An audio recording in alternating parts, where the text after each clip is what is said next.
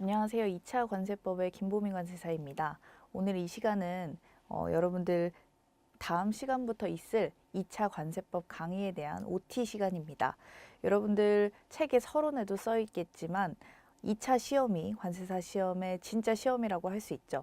1차는 이제 2차 시험을 보기 위한 하나의 관문이라고 생각하시면 되고 2차 시험이 진정한 관세사 시험이라고 생각하시면 되겠습니다.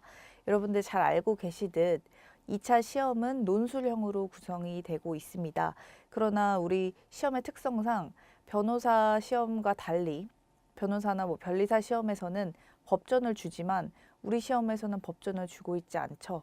그래서 여러분들이 관세법을 쓰시는데 특히나 어려움이 많으실 수 있습니다.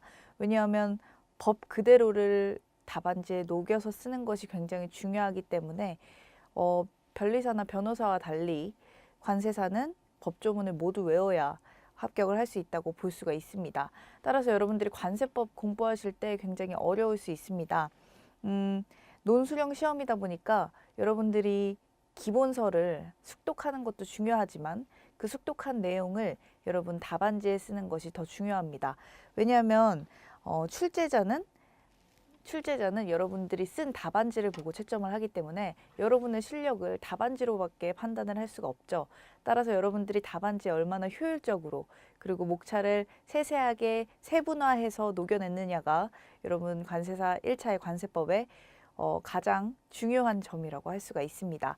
그래서 우리 관세법은 1차에서는 이제 FTA 관세 특례법을 포함하고 있었지만 2차에서는 환급 특례법을 포함을 했죠.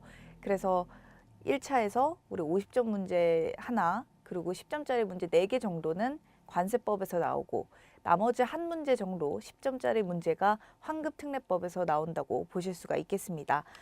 실무적으로는 사실 환급 특례법이 굉장히 중요합니다.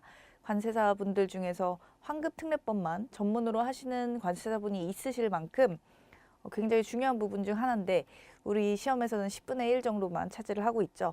물론 이제 관세법에서도 46조 환급, 106조 환급 등을 내서 50점 문제에서도 나올 수 있겠지만 그래도 일반적으로 우리 시험에서는 환급 특례법이 10점 문제로 나오고 있습니다. 따라서 여러분들이 준비를 하실 때 관세법은 90점 정도, 그리고 환급 특례법은 10점 정도 여러분의 공부량을 나눠서 배분해서 공부하시는 것이 중요합니다.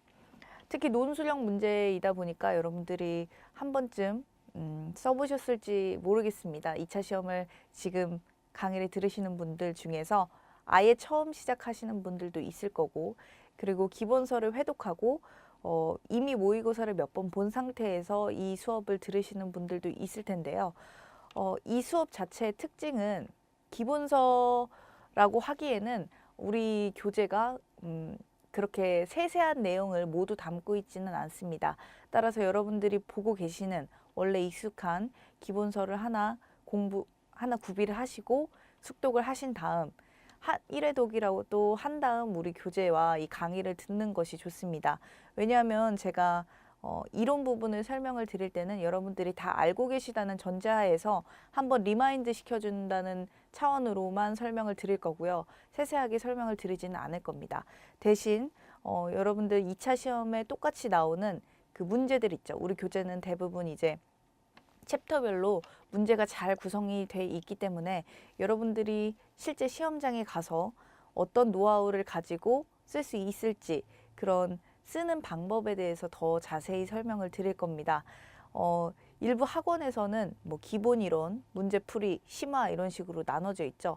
이 강의는 여러분들이 심화와 문제풀이를 합한 강의라고 보시면 됩니다. 따라서 여러분들 이 강의를 처음 딱 들으시고 계실 텐데 1회독이라도 기본서를 하지 않으셨다면 먼저 1회독을 하시고 오시기 바랍니다. 그래서 기본서를 약간이라도 한 번이라도 본 상태에서 이 강의를 들어야 좀 더 영양가 있는 강의가 될 수 있고요. 여러분들이 전혀 이제 1차에서 배운 관세법만으로 이 강의를 들으신다고 하면 조금 어려우실 수 있습니다.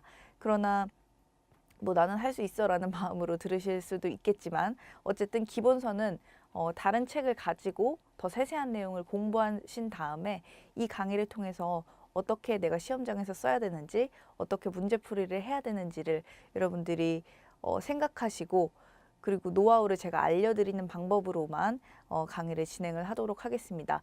따라서 제가 챕터를 하나하나 진행을 할 때마다 여러분들은 기본서를 미리 예습을 하시는 게 좋습니다. 그래서 강의를 챕터 1을 듣는다라고 하면 여러분들 기본서를 먼저 1회독 하시고 챕터 1 부분을 1회독 하시고 나서 이 강의를 듣고 같이 문제풀이를 하는 것이 훨씬 효율적으로 여러분들이 강의를 들을 수 있는 방법입니다.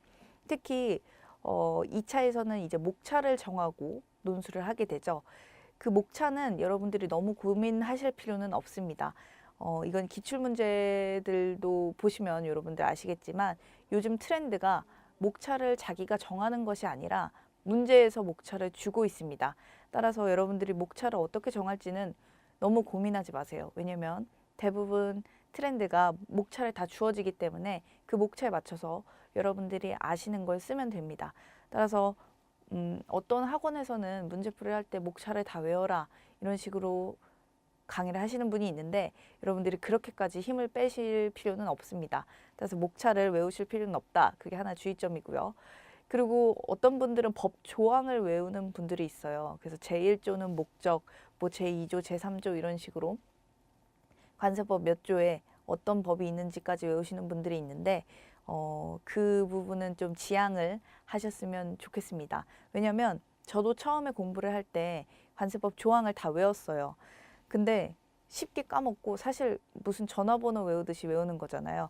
뭐 46조는 환급 뭐 이런 식으로 외우는 게 사실 좋은 방법은 아니거든요. 출제자들도 그런 세세한 부분까지는 보지 않습니다. 물론 여러분들이 추가 가점을 얻기에는 굉장히 좋은 방법일 수 있지만 괜히 틀리면 또 감점이 될 수 있는 부분이기 때문에 여러분들 법 조항의 조항이 몇 번인지 몇 조인지까지는 외우실 필요는 없다라는 거를 한 번 더 이제 알려드릴게요.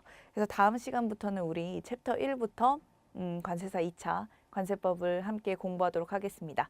수고하셨습니다.